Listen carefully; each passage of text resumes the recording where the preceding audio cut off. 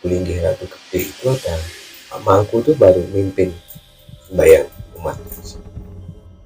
Pada saat teman saya datang itu Pak Mangkunya itu nengok ke belakang, perhatiin teman saya, sambung lagi.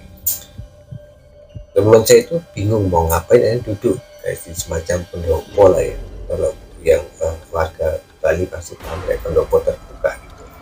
Dia duduk di situ, selesai sembahyang Pak Mangku datengin teman saya.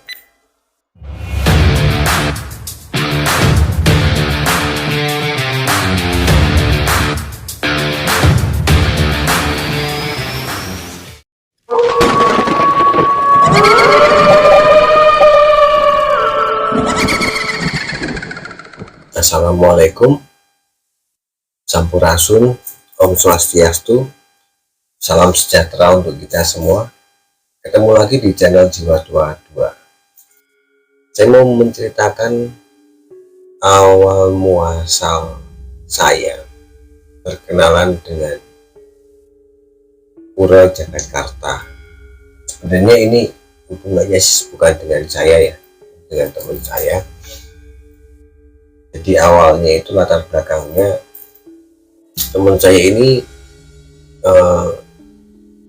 konon itu adalah salah satu keturunan dari Prabu Siliwangi, entah yang keberapa ya, karena kan kalau kita baca sejarah Prabu Siliwangi nggak cuma satu, tapi anak turunnya itu kan gelarnya juga sama, Siliwangi. Nah kalau yang mungkin yang terkenal itu kan Prabu Siliwangi yang namanya Sri Baduga Maharaja itu, atau nama mudanya itu Amanah Rasa kan. Nah, ini pernah teman saya itu ada yang bilang kamu itu adalah keturunan dari Prabu Siliwangi. Nah semenjak itu dia terobsesi bahwa dia keturunannya semua petilasan itu dia petilasan Prabu Siliwangi ya, nggak datengin yang pokoknya tempat-tempat kayak gitulah dia datengin semuanya. Yang sampai nggak jelas ya, sampai makamnya si A, si B, si C dia datengin semua kan. Sampai ya karena mungkin ada tempat yang nggak benar atau apa, ikut tuh makhluk-makhluk yang nggak jelas itu. Ikut makhluk yang nggak jelas tuh ikut.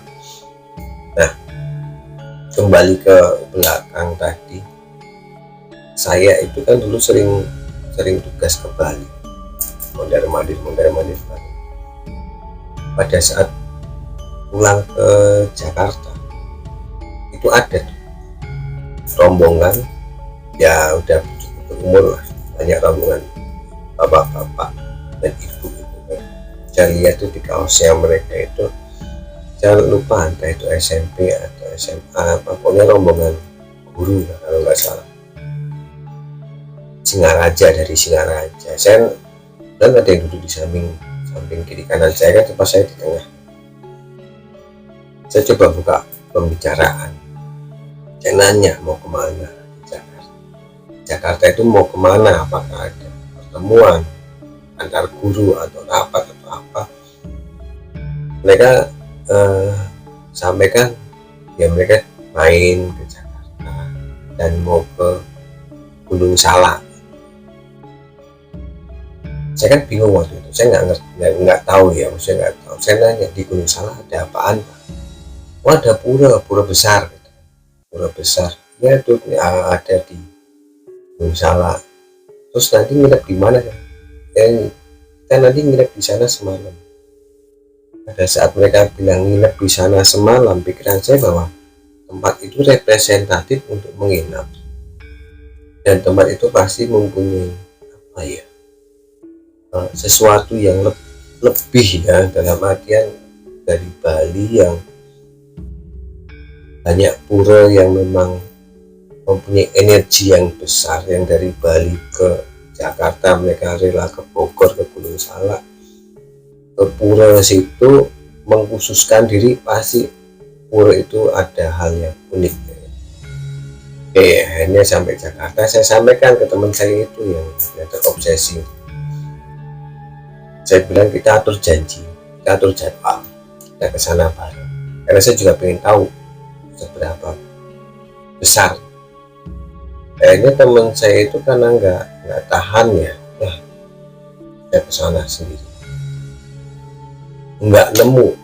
Hanya dia berhenti di pompa bensin, di bentar rokok gitu. Tiba-tiba ada rombongan bis, dan dia lihat bis itu platnya plat Bali kan, plat BK gitu, ikutin ya.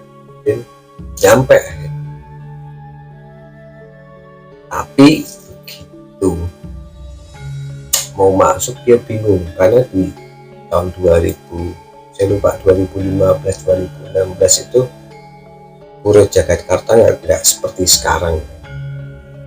Jadi ada dua jalur, yang sini mau masuk mau sembahyang, yang sini hanya orang yang berwisata, itu nggak boleh masuk. Kalau cuma untuk foto-foto wisata.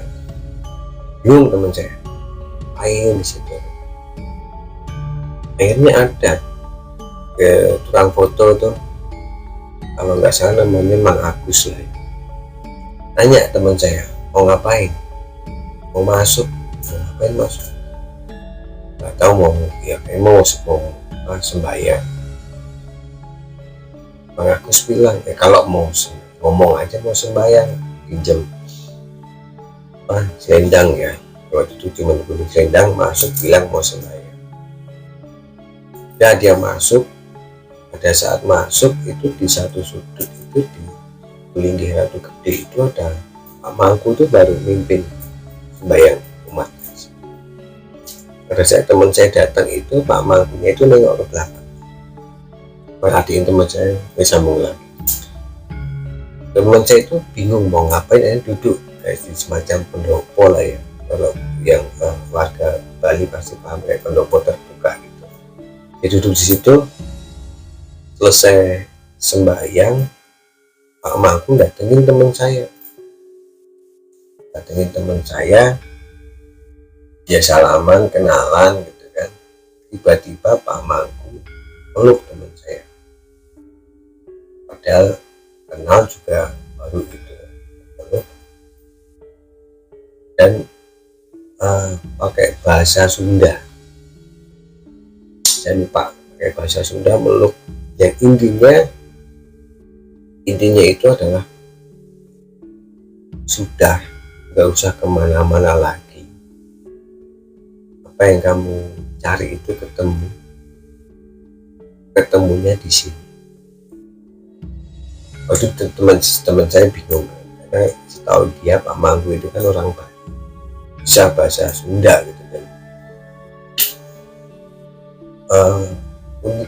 Aneh, peristiwa anehnya adalah pada saat Pak Mangku itu memeluk teman saya dan pakai bahasa Sunda, Pak Mangku itu nangis dalam hati. Dan hanya mereka berdua duduk di situ, ngobrol. Akhirnya terjawab pertanyaan teman saya tadi. Memang dia masih ada garisnya dari Prabu Siliwangi, entah Prabu Siliwangi yang keberapa gitu kan. Tapi kalau mengacu tarikan hati ke sana, ya mungkin yang pasti yang masih ada dalam kaitan dengan kerajaan Sunda ya. Gini, ada yang menyebut kerajaan Prabu Siliwangi itu kerajaan Pajajaran. Ada juga yang menyebut kerajaannya itu adalah kerajaan Sunda. Kenapa disebut Pajajaran? Ibu kotanya itu ada di Pakuan Pajajaran ya, mungkin di sekitar Bogor lah ya. Nah, orang dulu itu terbiasa untuk menyebut nama kerajaan itu yang disebut adalah ibu kotanya di Pajajaran, familiarnya di situ. Tapi ya yang berhak untuk mendetailkan hal itu kan mungkin ahli sejarah ya, dan juga bukan ahli sejarah. Saya nggak tahu mana yang benar, apa kerajaan Sunda apa kerajaan Pajajaran. Yang intinya adalah disitulah teman saya itu menemukan tanda kutip Prabu Siliwangi itu di pura itu. Dan Saya juga nggak tahu, setelah teman saya ngomong ke saya lah, ya ngomong lah, saya baru cari di Google kan, hubungan antara Pura Jakarta dan Prabu Siliwangi, dan ternyata memang benar, konon katanya disitulah Prabu Siliwangi. Ada yang bilang Prabu Siliwangi itu moksa di situ, menghilang di situ. Mengenai moksa atau tidak saya nggak berkompeten untuk menjelaskan. Cuman di situ pernah ada residual energinya Prabu Siliwangi, entah yang keberapa saya nggak ngerti. Cuman disebutkan di dalam beberapa literatur yang saya baca. Sini saya cuman akhirnya menyimpulkan secara pribadi, berarti memang pernah di situ Prabu Siliwangi. Bahkan akhirnya saya diajak ke situ, perkenalan dengan Pak Mangku. Itu awal perkenalan saya dengan Pura Jakarta. Entah ya ini terlepas dari benar atau tidak lah, dalam suatu cerita itu pertempuran terakhir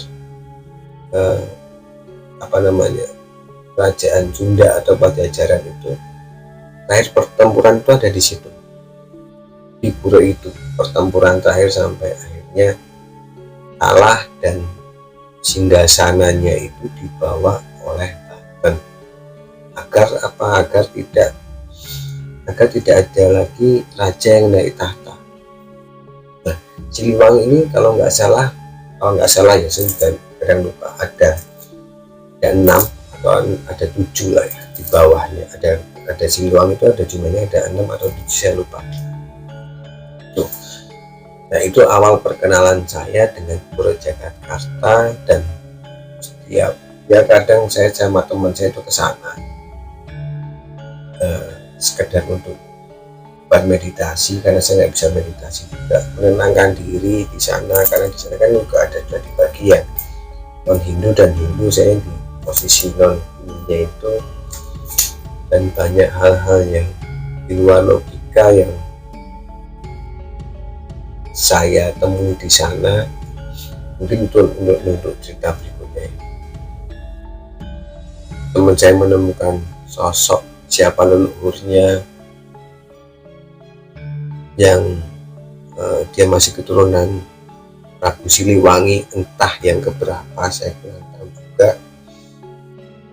Akhirnya teman saya udah nggak kemana-mana lagi, sudah nggak main ke petilasan, nggak main ke kuburan. Akhirnya teman saya kalau lagi pas pengen naik